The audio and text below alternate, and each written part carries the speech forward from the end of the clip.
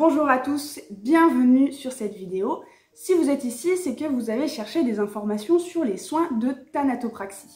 Et ça tombe extrêmement bien puisque c'est le sujet de la vidéo du jour. En effet, c'est la requête que j'ai le plus ces derniers mois, à savoir comment se passe un soin de thanatopraxie. Si vous ne connaissez pas ma chaîne, ça fait 5 ans maintenant que je propose des vidéos sur la mort et sur d'autres sujets associés. Et le soin de thanatopraxie, je l'ai abordé que dans 2 vidéos.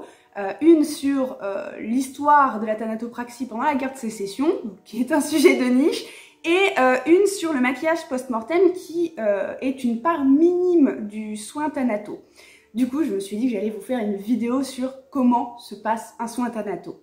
Et surtout, je tiens à préciser avant, je ne suis pas thanatopracteur. C'est important que je le dise avant que vous alliez en espace commentaire si vous ne me connaissez pas.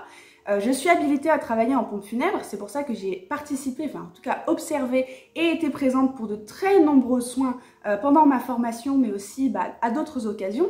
Et c'est pour ça aujourd'hui que je prends la parole sur ce sujet-là, en accord évidemment avec des relectures associées de la part de thanatopracteurs professionnels. Voilà, donc je tenais vraiment à le dire avant que vous alliez en espace commentaire, puisque je ne suis ni thanatopractrice, ni un organisme de formation. Donc, je ne pourrai pas vous répondre, mais je vous mettrai des informations complémentaires en description. Voilà, donc je vous souhaite un bon visionnage et je vous dis à très bientôt.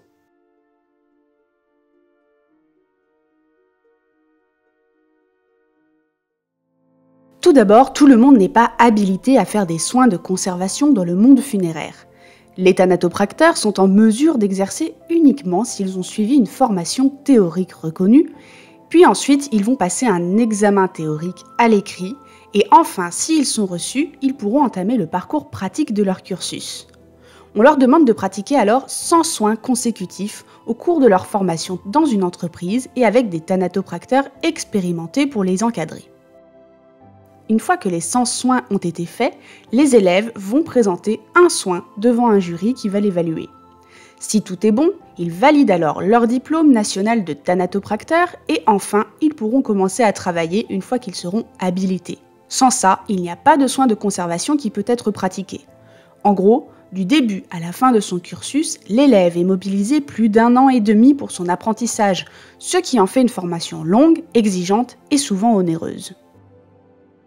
Au cours de tout cet apprentissage, les élèves vont devoir apprendre une multitude d'éléments en anatomie, en anatomopathologie, en microbiologie, en médecine légale, en toxicologie, en législation funéraire également, mais aussi tout ce qui touche aux aspects sanitaires et hygiéniques.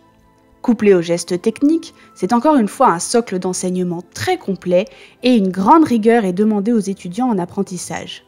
En effet, ils vont s'occuper des défunts, mais ils ont un rôle du point de vue des vivants et de même pour ne pas prendre de risques bactériologiques. Je vais tâcher de vous expliquer comment se passe un soin, mais attention, comme cette vidéo n'a pas vocation à entrer dans les détails, nous verrons surtout les grandes lignes d'un soin, sachant que tous les défunts ont leurs particularités et que le thanatopracteur va s'adapter à cela.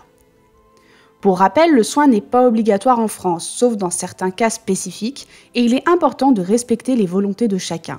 Je compte sur vous dans l'espace commentaire de la vidéo si vous voulez réagir, de le faire avec respect. Le soin de thanato a pour vocation de ralentir la thanatomorphose, autrement dit sa décomposition, pour permettre une présentation aux proches et à la famille sans encombre ou trauma visuel. Ce sont des soins dits invasifs. Tout d'abord, le thanatopracteur va vérifier qu'il s'occupe du bon défunt et il va aussi s'occuper des autorisations de soins. Puis, il va faire un inventaire des bijoux. Cela lui permet d'éviter toute confusion ou éventuelle accusation de vol si quelque chose manque. Souvent, les proches donnent un sac au conseiller funéraire avec les vêtements et accessoires à l'intérieur, puis le conseiller funéraire va le donner au thanatopracteur en off. Le thanatopracteur va vérifier qu'il a tout pour habiller la personne et surtout que les vêtements sont à la bonne taille. Le thanatopracteur va s'équiper pour se protéger en amont et pendant le soin. Il va mettre ses EPI, ses équipements de protection individuelle, pour être entièrement protégé. Son masque va lui éviter d'inhaler des vapeurs de produits de soins et il est absolument indispensable. Le plus gros de son matériel se trouve dans les valises roulantes et c'est souvent à ça qu'on reconnaît les thanatos dans le milieu funéraire. Le corps va être placé nu sur la table avec de quoi cacher les parties génitales et les seins pour plus d'intimité. Le thanatopracteur va faire le tour de la personne pour repérer des lésions comme des piqûres, des escarres ou des bleus, afin d'adapter le futur travail. Le thanatopracteur va veiller à vérifier s'il y a un éventuel pacemaker et penser à l'enlever au cours du soin, car ce dernier n'est pas autorisé ni en crémation ni en inhumation. C'est très important car en crémation, il peut tout simplement exploser.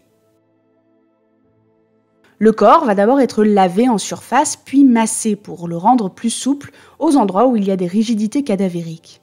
On appelle ça rompre les rigidités cadavériques. Mais cela ne veut pas dire que les os sont cassés ou autres, c'est simplement le terme technique pour parler de cela. C'est une étape parfois impressionnante, mais importante pour permettre le bon déroulement du soin. Les divers orifices du corps vont être désinfectés ainsi que les éventuelles blessures ou plaies. Le corps va ensuite être hydraté avec de la crème pour l'assouplir et pour éviter les petites réactions cutanées. L'une des étapes majeures du thanatopracteur va être la préparation des fluides d'embaumement. Et quand on regarde toutes les subtilités en la matière en fonction de l'état d'un corps, on comprend qu'ils ne sont pas de simples maquilleurs comme certains pourraient le penser. C'est une étape à effectuer avec prudence selon les émanations qui peuvent provenir de certains produits. Le thanatopracteur va préparer les différents produits et mélanges en amont du soin pour avoir tout à portée de main. Cela va être défini en fonction des observations et de l'état du corps. C'est là que vont intervenir, d'une part, l'injection artérielle, et c'est pour cela que le thanatopracteur va sortir en partie, suite à une incision, l'artère afin d'y avoir accès. En général, l'artère ressemble à un gros tube blanc opaque qui va être coincé avec une pince pour ne pas repartir à sa place initiale une fois sorti. Il y a la carotide, l'axillaire, la brachiale, la radiale qui peuvent être utilisées selon les cas et incisées pour recevoir la canule de drainage. Le choix de l'artère sera à l'appréciation du thanatopracteur en fonction de l'état du défunt qu'il traite. D'autre part, ça va aussi être le moment du drainage sanguin, mais aussi du drainage des organes internes pour ponctionner ces derniers afin d'en retirer les fluides. Grosso modo, on va enlever le sang qui est encore là et les liquides qui se trouvent dans les intestins. Le drainage thoraco-abdominal est probablement le geste le plus impressionnant puisque le trocar est inséré à la suite d'une incision et d'une petite poussée et le thanatopracteur va orienter ce dernier pour atteindre tous les organes à travailler et faire des mouvements de va-et-vient pour être sûr d'avoir tout ponctionné. C'est aussi un moment qui peut être complexe lorsque le corps est distendu par les gaz de putréfaction qui se trouvent au niveau du ventre. Le thanatopracteur va surveiller que le liquide passe bien dans le corps en regardant si le défunt change de couleur ou si ses lividités disparaissent. Une fois que le corps est bien revenu en termes de couleur et d'aspect, il va être temps d'arrêter les divers drainages et injections en retirant les diverses canules et en suturant les zones en question sur le corps. C'est une étape importante car il faut s'assurer que tout tient bien en place et est surtout étanche et que ce ne soit pas trop visible pour les familles, en particulier au niveau du cou. Les orifices vont être méchés, autrement dit du coton va être placé pour éviter des écoulements. Le dentier, s'il y en a un, peut être placé et des coques vont être posées sur les globes oculaires après soulèvement des paupières pour permettre de garder le volume des yeux. Et oui, ces derniers peuvent s'affaisser rapidement, d'où l'utilité de tels dispositifs afin de donner un aspect moins dérangeant en cas de perte de volume du visage. Il veillera à ne pas oublier, comme la loi l'exige, de placer un petit flacon avec les informations de date et de soins à la cheville du défunt. Cela permet, en cas d'exhumation médico-légale par exemple, de savoir que le corps a été traité, par qui et quand. On n'oublie pas, quand on parle des morts, le mot le plus important est la traçabilité. Le corps va ensuite être traité en surface avec son dernier nettoyage. La manucure pour avoir des ongles propres, coiffure, ajustement de la teinte avec des cosmétiques, voire mise en beauté selon les cas. Rasage si besoin ou souhaité, et une fois que tout est sous contrôle, le thanatopracteur va habiller le défunt. Et ce dernier sera tout prêt à être présenté.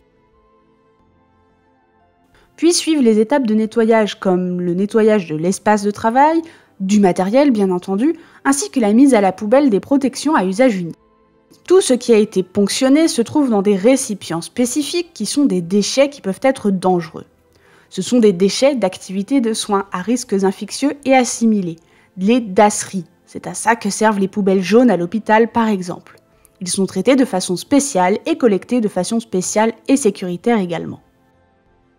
Il est fondamental de ne pas oublier que les thanatos sont de vrais techniciens avec des savoirs dans de nombreux domaines et que leurs interventions peuvent vraiment changer un deuil lorsqu'un défunt est présentable. Un mort peut changer drastiquement de forme ou encore de couleur, et dans la mesure du possible, les thanatos font un travail pointu pour redonner un aspect présentable au défunt.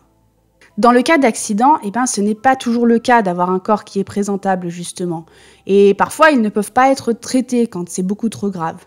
Mais quand il y a une possibilité de faire un soin, le thanatopracteur va traiter des brûlures, des plaies, des fractures, et quand une partie manque, par exemple sur un visage, il peut la modeler avec une cire spéciale pour cet usage.